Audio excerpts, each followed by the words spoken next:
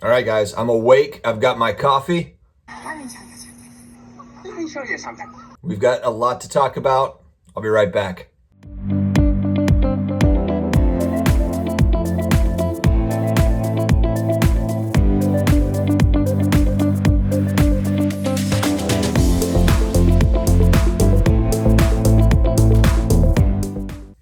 Hey, sports card collectors, investors, all of my collectibles friends. Thank you very much for joining me here this Thursday morning. We're getting to the end of the week. We've got the Super Bowl coming up on Sunday. I'm excited about that. Kind of sad to see the end of football season, but basketball season is starting to get into full swing, and so we'll dive more into basketball. I want to talk about a recent pickup that I'm really excited about. I am shocked that it came on the market, to be honest, at the price point that it did. And I'm going to kind of just explain my thinking on this. First off, please, if you have not subscribed yet, I have a personal and channel goal of getting to 10,000 subscribers on our 1-year anniversary. That's March 22nd. March 22nd of 2020 was the day that I put out my first video, and it was not very good, but I'm excited to get to that 1-year mark and share that all with you. So if you can share with your friends, any hobby friends that you have, to get us to 10,000 subscribers, that would be awesome. All right, guys, if you have been watching my channel over the last, couple of months, I've certainly been in kind of the 80s basketball mode. I've been going really heavy into a lot of 80s basketball cards. Part of that is just nostalgia based. The other part is, I think, and we've talked about it here, I think that I've just had fatigue with prospects as far as kind of the newer guys, not necessarily rookies, but some of the younger guys. There's a lot of talk about the Lukas and the Trays and the Ja Morants and the Zions, and eventually, I think that when I really started to look at different price points for those 80s basketball cards for legends, Jordan, Magic, Bird, etc., that's where I really kind of saw some opportunities over the last couple months, and that's where my focus has been. There's a lot of buy the GOAT talk, and that's been going on for months, really. Buy goats. And so that's where it's really kind of, I think that there has been a big shift, because I think that a lot of hobby people getting into the hobby now are really listening to that, because, the Kobes, the LeBrons, the Jordans are really getting the heavy focus. And there is focus, of course, on the Zions and the Jaws and the Lukas, but it's certainly waned definitely over the last couple of months. It's kind of like the NBA season started, and kind of typical of what happens. Everyone's excited for the season to happen. The season starts, and then that kind of excitement fades away a little bit. Now, I do think that it's going to swing back, because we're getting to kind of quarter mid-season, but once we start getting towards the end and the playoff picture starts to take shape over the next couple of months, I do see there being another kind of push towards the guys that are playing currently. And I talk about it on the channel too a lot. There's a lot of risk in current players. Most guys are not going to turn out to be LeBron. 99.9% are not going to turn out to be the next LeBron. When I was a kid, we talked a lot about Harold Miner, Calbert Cheaney. These were the next guys. Harold Miner, if you're around when I was a kid, I'm almost 40. I'm 40 this year. But Harold Miner, they called Baby Jordan, was his name, and this is his Fleer Ultra rookie card shooting over Jordan. So it's like, it was a hot card back in the day.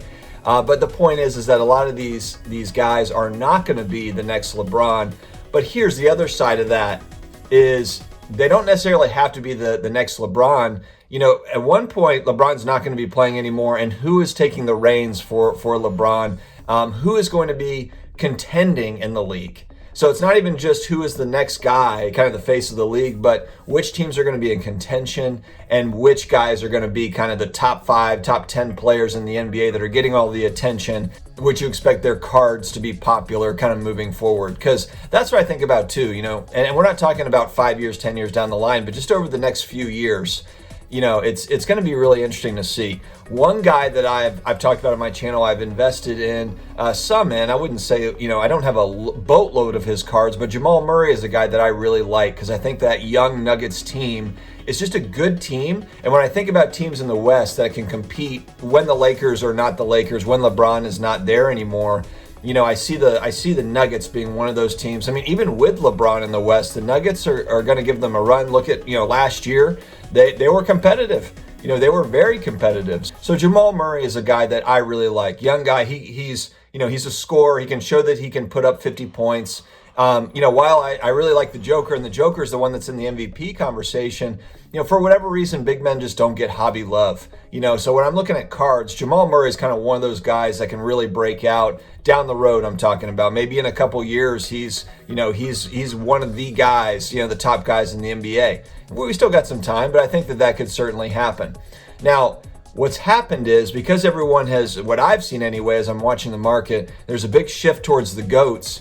But there are possibly some good modern buying opportunities. You've got to decide it for yourself. I always talk about it on this channel. Buy the cards that you want, not what I'm talking about. But I just wanted to share an example of a card that I bought that I'm very excited about. And you can kind of parlay that into whichever players you are believing in, the ones that you really like, of some of these young players.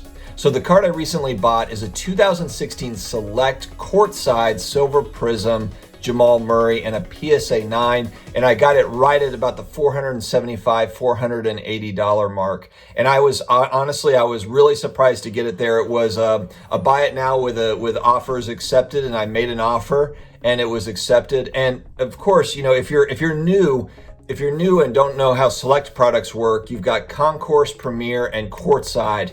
Concourse being the most common, Premier in the middle, and Courtside very difficult to find, and then graded copies also very difficult to find, and adds another level of scarcity. For the Jamal Murray and a PSA 9 and a 10, there's less than 30 of those on the pop report, period. I think there's only 9 or 10 9s, and then there's like 20 10s or something. There's not many. You're not going to see them very often for sale. There's actually a PSA 10 of the same card that is for sale now. I'm not sure if it's still available. It's around $1,000, I think, but that's another one. If I had $1,000 really to where I could put on that card, I really, really like that card. It's the scarcity factor. I mean, and what I do when I'm looking at prospects too is, when I'm looking at ultra modern market, who is the guy that kind of sets the trend? Who sets the mark in the ultra modern market? It's Luka. Luka's the guy. So what I'll do is, the ratio that I form in my head when I'm looking at this is, what's the Luka selling for the same card, basically. So Luka's 2018 Courtside Select rookie card is, and not just the base, but the silver is very expensive. And a PSA 10, I think it's sold for as high as $20,000 plus.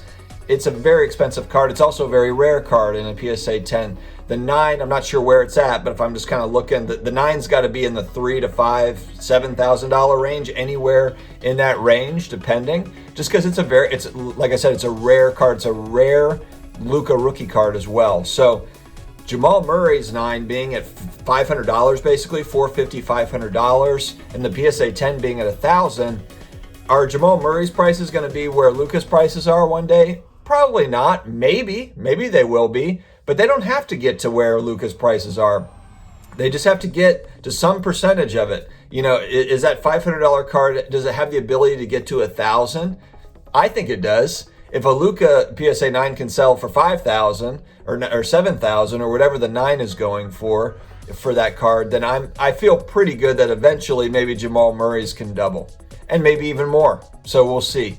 But that was one where, as I'm looking at the modern market and I'm deciding, I'm actually thinking, instead of, if prices are going to sag on the modern market for me, I'm not looking at base rookie cards. I'm not looking at Optic rookie card PSA 10.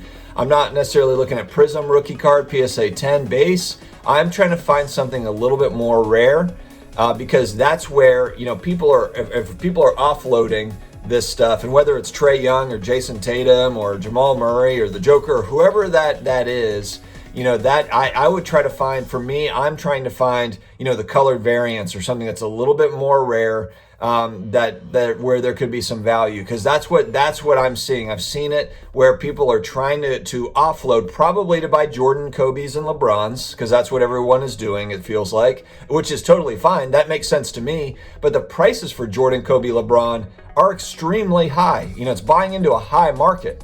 So depending on which card you're going after. So I just think that's something that's interesting. I wanted to share it. The other thing I wanted to throw out too about Jamal Murray, or the Joker for that matter, I believe the Joker's rookie is 2015? Print runs on stuff from 2015 and 16 are less than what it is 2018, 19, 20. So if you're buying a rookie card, a rookie from 2018, 19, 20, it's going to probably be more common than a rookie from 2015, 2016. So that's another added layer, kind of another bonus for me as I'm looking at those particular guys, is I know that 2016 Select, even Select in general, is not printed near as much as some of these other sets. But then when you go back to 15 and 16, where demand just wasn't really there, the demand for that rookie class was not there like it was for 18 and 19. That's stuff that matters to me when I'm looking. So I'm interested to hear what you guys think. Have you looked back now and said, like, you know what, maybe I should be looking for some Tatum rookie cards, or whoever it is, Trey, any of these young guys, because there could possibly be some good buying options now that kind of like, where if you're looking to flip short term, you're able to do that heading into the end of the season or in the off season leading up to that next season. I'm just curious what you guys think. It was just something that popped out at me, and it makes sense. Hey guys, at the end of each video, I've been trying to throw together a positive message to send you on your day right. So I want to tell you, don't get so down on yourself. Don't be so hard on yourself. I think a lot of people, they have such high expectations of what they need to do at all times. And look, we're human beings. We're going to make mistakes here and there, and just stick with it. Stay positive, stick together, and just know you're awesome, and stay confident. Get on with your day. Have a great day, guys. Take care. We'll talk to you later.